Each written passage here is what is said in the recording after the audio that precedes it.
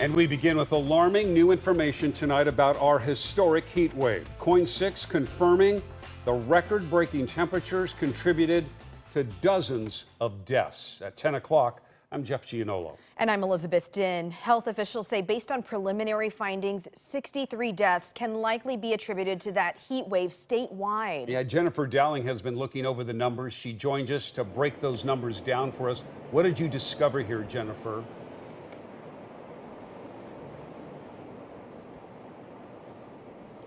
Well, 52 of those numbers were in the metro area alone. So we talked to a spokesperson from Multnomah County about how things could change to better prevent tragedies like this in the future.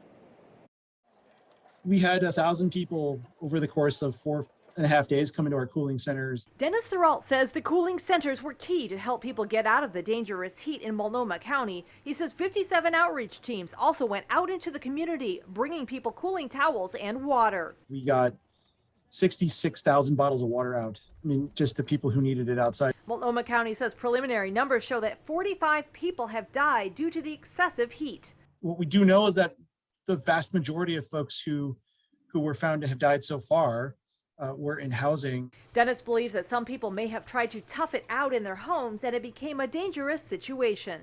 That was actually even worse for folks in housing who couldn't open a window necessarily, or didn't have any way to cool off their home after 3 days in which it was baking. In some ways, they had it worse than folks, at least outside, who would, 80 degrees at night is still rough, but it's better than 90 degrees in your apartment at night. From Friday through Monday, medical calls spiked with 131 emergency and urgent care visits for heat illness. That's more visits than usually reported in a summer and is likely an undercount. The lesson could be that we have to do that every year. Dennis says it may be important to anticipate more events like this in the future. We need to, I think, embrace this notion that we need to help people get air conditioning in a way, that we might be living in a community that actually needs it in a way that we haven't needed it in past decades.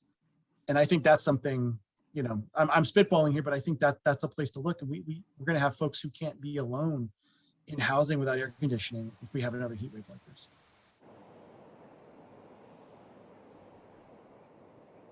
Mayor Ted Wheeler has also released a statement saying, "My heart goes out to the loved ones of the 63 Oregonians and 45 Multnomah County residents who lost their lives as a result of the recent heat wave."